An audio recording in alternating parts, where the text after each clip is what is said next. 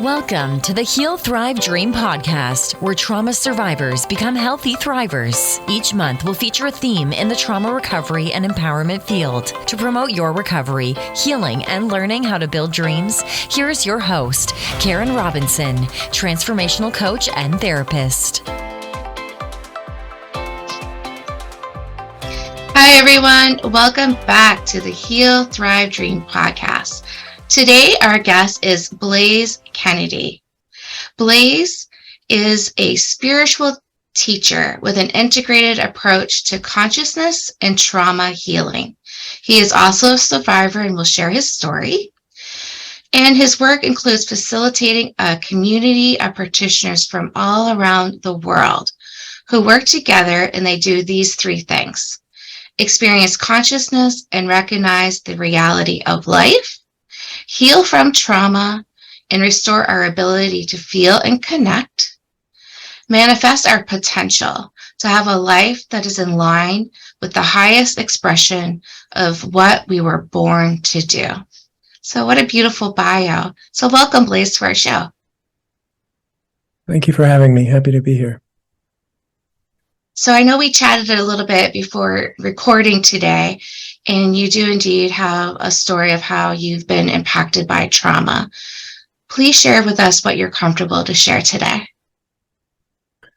Absolutely. So if I start by saying that, as you read in my bio, that as a teacher, I work with people to do those three things: have an understanding and experience of consciousness, to heal from trauma, and to manifest potential. I had to find my way to these things the hard way because I got really stuck in my life. And the most significant turning point in my life is I was sent to an addiction treatment center when I was 24 for drug addiction. And if at the time you had asked me why I was there, I would have probably said that I don't know, or there's something wrong with me, or I've kind of just keep screwing up my life. I didn't have a really clear sense as to how I and people in general end up living in negativity. I couldn't have told you that. But when I started to go through the treatment process, there were many people there that could help me see and recognize that everything that had happened in my life prior to being in a treatment center was kind of weighing me down. And I never really considered that past experiences are continue to affect me. And I'd never thought that healing from trauma was something that I could actively do. And as I started to consider this, it became really clear to me that the things that had happened to me through my childhood were having a profound impact on me. And the most significant one is that I had a parent who died. My father died when I was 12 years old. And when I went to treatment, I started to look at the impact of his death. And something really amazing happened to me is that I started to grieve. And in doing so, I realized that my body had been storing grief for 12 years. And when I started to feel those feelings, what shocked me, what was amazing to me, is I felt just like it was happening. Like my body was storing experiences, and as I started to re-experience them, I felt like I was 12 again. Right. And I'd never had any experience that we could access past stored emotions and that they were just sort of sitting there under the surface. And as I started to learn how to do this in the treatment environment, I found it very interesting. I was fascinated by the process. I found it very relieving. It helped my life make sense. And I started to have a different story about why I had problems, why my life didn't reflect my potential. And that was that something happened to me. That's the model that I started to understand. The reason that I am not living my highest potential is because something happened to me. And this something can be felt and explored and processed. So the way I dealt with it previously, before I went to treatment, I would have told you, oh yes, I got over that. I I've moved on from the death of my father, many other things that happened in my life, but that's not really true. And I look back, what I did is I left myself. So there was overwhelming experience in the case of, the time around my father's death. I just couldn't stay with the reality of how I felt and what was happening in my body. So I left my body. And for the next 12 years, I was like a walking zombie. And so my sense that I had moved on from it is just that I had moved away from it. It wasn't that I had actually healed or grown or that it had gone away. I had just gone away from it. And the more that I looked, the more that I realized that I had been progressively moving away from myself my whole life. My whole life, I had been doing this basic response to trauma, which is to leave my body. And so by the time I was 24 years old, there wasn't much me being present with myself left. And that's why drugs were so attractive, because I wasn't connected to myself, which means I was kind of numb.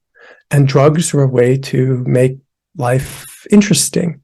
And once I decided that I wasn't going to do that anymore, I recognized that to reclaim my life and my potential, I was going to have to keep coming back into myself and discovering the past that I didn't know how to feel yet and processing it. And the more that I did this, the more that my life changed and the more trauma I recognized, right? Because this process creates more sensitivity to life. And then I realized that children and human beings are born with a tremendous amount of sensitivity. I was born with a tremendous amount of sensitivity. And all of the things that feel normal in this world are not so normal. For having parents that fight, being in a community of just general disconnection and violence. All of these are things that I felt and reacted to through my entire life. So the more that I learned to turn towards myself, I realized that trauma was not just something that I experienced personally. Every human being is being born into a world that is sort of too much for their sensitivity, and we're all managing it. We're all finding strategies to how to be with ourselves in this world that is really full of pain and disconnection and difficulty. So this change in perspective really changed my whole life and created a new possibility of how I could live a good life and what was required to do so. Okay, well, thank you for sharing that.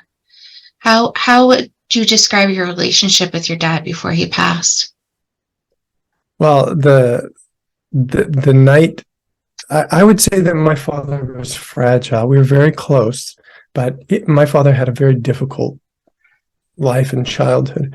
And healing from trauma, as this podcast is about, there weren't podcasts like this in the 1950s and 60s and 70s. Right. The idea that people like you and me can heal from the things that happened to us in our childhood, even recognition that this is a possible avenue of exploration is very new in our culture. And so I don't believe that my father grew up in an environment where healing was really possible. It wasn't culturally available, and he tried in his own way. But I grew up with a father who had a lot of trauma, and this made him kind of fragile. And so I loved my father very much, but I learned how to kind of take care of him. And the night before he died, I was 12 years old, and it's very normal for children to push back and define themselves as being separate as they become teenagers. It's a healthy part of the differentiation of a child and their parents. And the night before he died was the first time I ever really tried to say no to him and push away. And what happened is I got in a bit of an argument with him where I said no to him, and he left and he died. I never saw him again. Ugh, that's a heavy thing for a 12-year-old. A very heavy thing. And it delayed my own process of differentiation for a long time. So, yeah, I would say in reflection that my relationship with my father was as good as it could have been. And the only way it could have been better is if he had the resources to heal his trauma. He did the best that he could. Sure. It And sounds like you're... And my responsibility to my culture, to myself, to my children, is to heal as much of my trauma and live as grounded in myself and openly and as healthy as I can be, so that my children don't have to manage their relationship to me, so that their sensitivity has a place to flourish and they can live their highest potential. So lots of lessons have been learned through my relationship with my father. I'm really glad that I asked you how that relationship was, because you can see how events prior to death can set us up to feel certain things that we may not otherwise have felt. So because you stood up and said no to him, which is, like you said, completely normal, but then you had that weighing on you as a 12-year-old. And so I'm curious if you're comfortable, your mom's role in your healing. Was she someone that was able to be present and assist in healing, or was she struggling herself with trauma and loss and other things? Or both? I would say both. I think that, again, when my father died, I don't think anyone in my world understood the impact that it had on me. I don't know if I didn't know the word trauma. I never learned it. No one spoke to me about trauma. No one considered from a trauma-informed perspective what was happening to me. So in many ways, my mother did a wonderful job of taking care of me. She was a single parent. She worked very hard. I was blessed with opportunities as a result of her hard work. But the underlying subtlety and the feelings and a lot of what was happening in my body went unnoticed. And it wasn't just by my mom. It went unnoticed by my school. It went unnoticed by the broader community, by my family. It was, people would sort of ask, what's wrong with Blaise? Why is he, doing this and are not doing these things and having so much trouble? Nobody could really put the pieces together. I look back, it's pretty obvious why I was having so much trouble in life. But there was just a general ignorance in my culture, and this includes my mother, as to how to help me and where I was struggling. I certainly wasn't able to tell them. But my mom's role in my healing really changed when she sent me to a treatment center. I had a very deep sense of appreciation for all that she'd been through with me, and since that time, her and I have had a very wonderful relationship. But for a long time, I didn't really know how to be close to my mom. It was most of my teenage years. So I didn't know how to be close to anybody, though. So, but that's changed. It's changed because we've decided to learn together. All right. Upon going to treatment, what I found out when you begin your healing journey, you realize there's this whole field of discovery of what it means to feel connected, what it means to feel open, and all my exploration of consciousness. There's this whole field of discovery of what's possible in life. And I'm very fortunate that my mother's actually gone on this journey with me. And that's amazing to me, that someone in her generation is flexible and willing to grow. So it's wonderful. It's a great deal. Yeah, it says a great deal about her. Mm-hmm. So how does spirituality impact your healing? What did that look like? Do you have a history of religion and church per se? So tell us more about your spiritual journey. No, I was not a part of any spiritual community as a child, and I probably would have argued about it, taken an atheistic position as a child. But my father he learned to meditate. That was what that's his approach to his healing journey, is to learn meditation. And I grew up with a father that would meditate regularly, and I just kind of took that in as being a real a real thing. And of course, I started using drugs, and similar to my father, I think drugs were a way to access consciousness. They were a way to have experiences that felt meaningful, and I definitely sought those out. So by the time I got to be 24 and I was in treatment, and I started to realize from a variety of experiences that spirituality is a real thing, and it's going to be more meaningful and healthy than seeking through drug addiction. I just found it actually quite natural to turn to meditation and reading spiritual books and trying to discover my path. I sort of felt like I was making a trade between a lifestyle of drug use and avoidance for a lifestyle of self-discovery, honesty, and curiosity about the nature of life, of God, of consciousness. And I was really motivated. I was so motivated. For the first time in my life, I had discipline to do things. I got really involved in AA for a few years. At the same time, I learned to meditate, and I just wanted more and more and more. After I got a taste of healing, I realized I felt like I had an affinity for it. I had a skill. I think everybody does, but I certainly did. It was empowering. It made me feel alive. It made my life better. And I just had this living question of, how far can you take this? Like, how much can one person feel and open to and be connected to? And so I generally became very excited about the prospect of discovery, and found my way into, different spiritual teachings, and started to have really profound experiences that really took me further and further and further into it. And so I stopped being I wasn't very satisfied by other people's experiences or ideas. I really wanted to have a living, felt sense of God or spirit or consciousness. And that's what I sought. Beautiful. And that influenced the work that you do today. Absolutely. So, yeah, I can speak about that. I've been driven to have three things.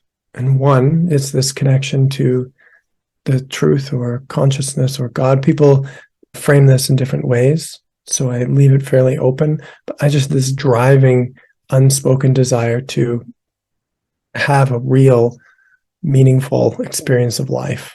And it was expressed as many different ways, through a connection to God, through waking up to the truth of life, to understanding the nature of reality. All the religions have their own sort of take on what's possible. But that was something that I was driven to do. I was also driven to heal, meaning to feel the past in a way that takes the weight of it off of me. That there were all these burdens that I carried from my life, and I had a very strong desire to face them, to feel them, and to let them move, so I didn't have to carry them. And the third thing I wanted to do is I wanted to express my potential in the world. I wanted to create a life that was satisfying for me. So these three things often are sold in our culture as being different. If you want to have a connection with God or with spirit, you may become a monk or do something like that. If you want to heal, you go see a therapist. And if you want to create a life and manifest your potential, you might go see Tony Robbins or someone who can inspire you to create and motivate. But what I started to realize is they are all actually interconnected. They're all facets of the same reality that we are sharing.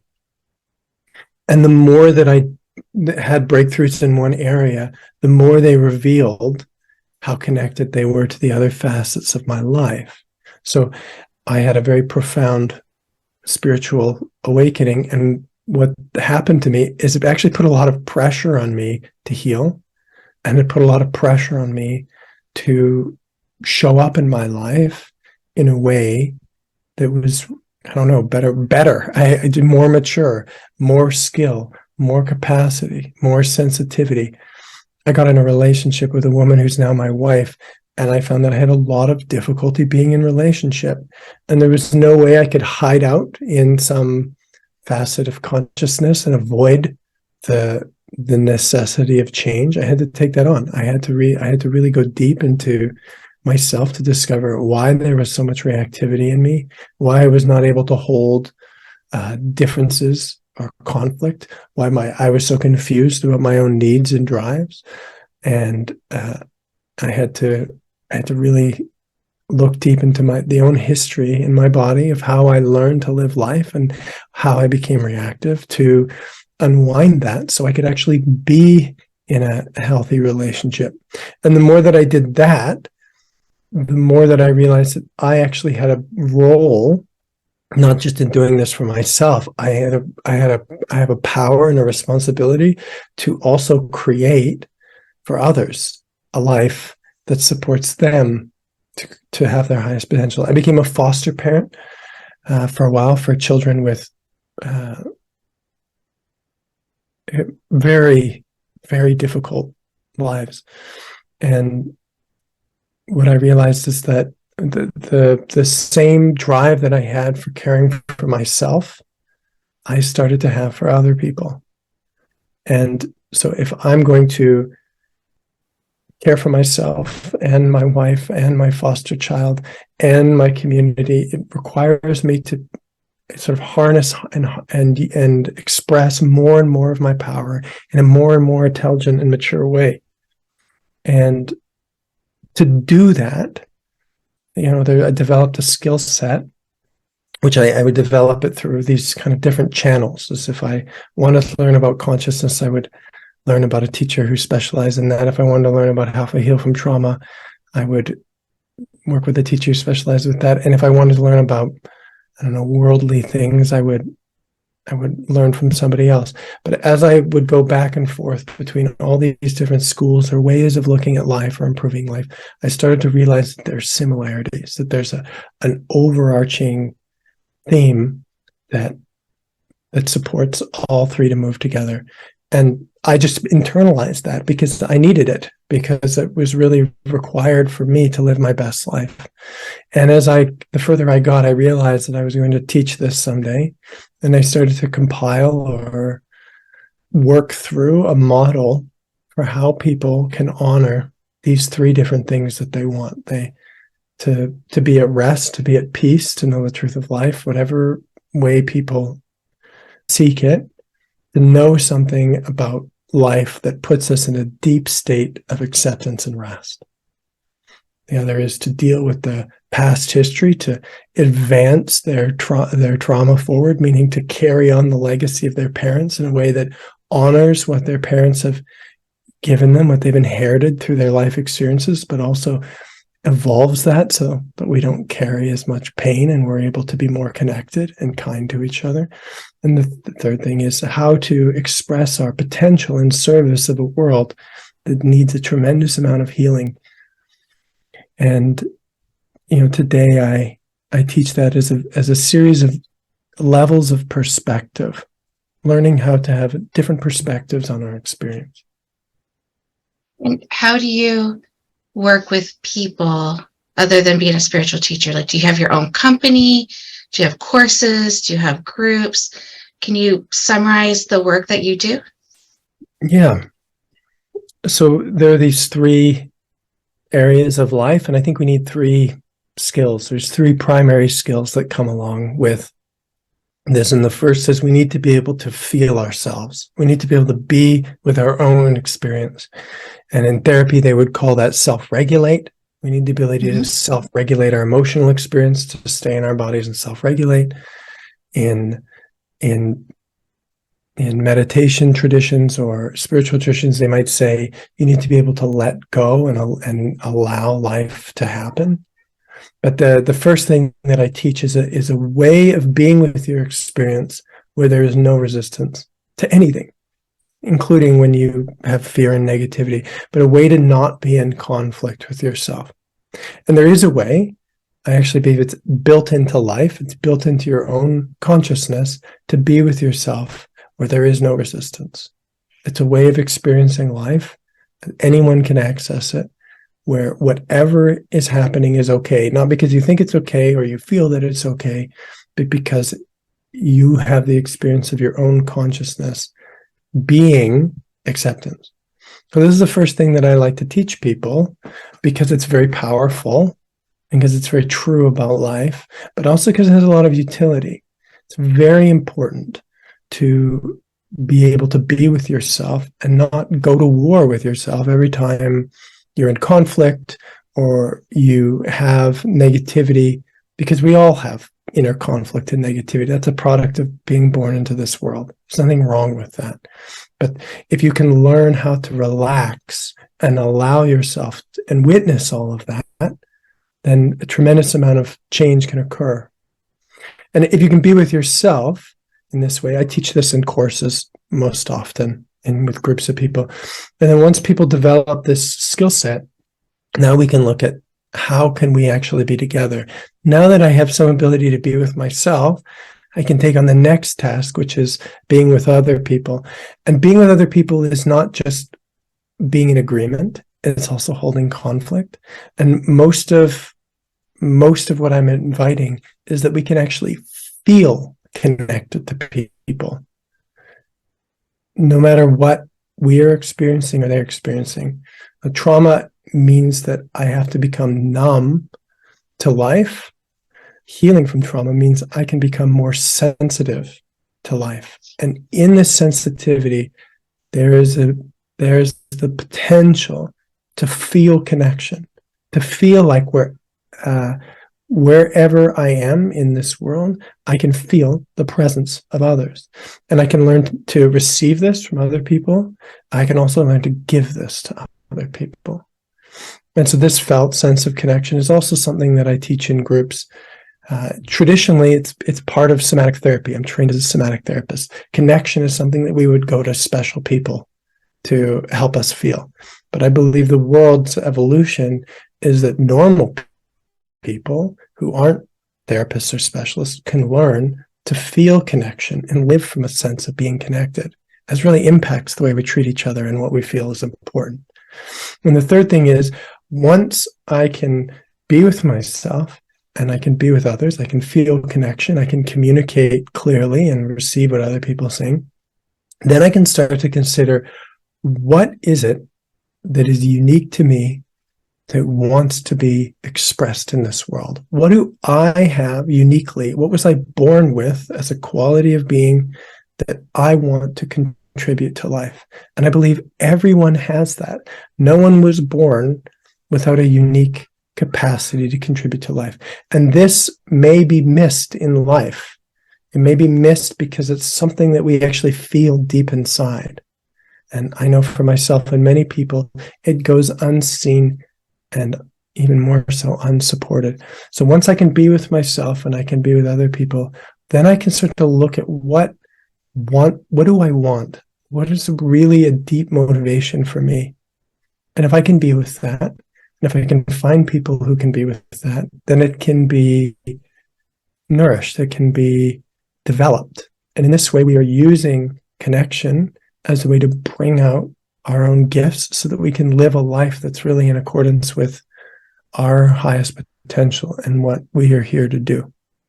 And when I teach this to groups, what I am creating is a group of practitioners who all have this ability, like a big organism, a community of people who can be with themselves, can be with other people, and who believe that by feeling more, all of us can live a more aligned, more essential life.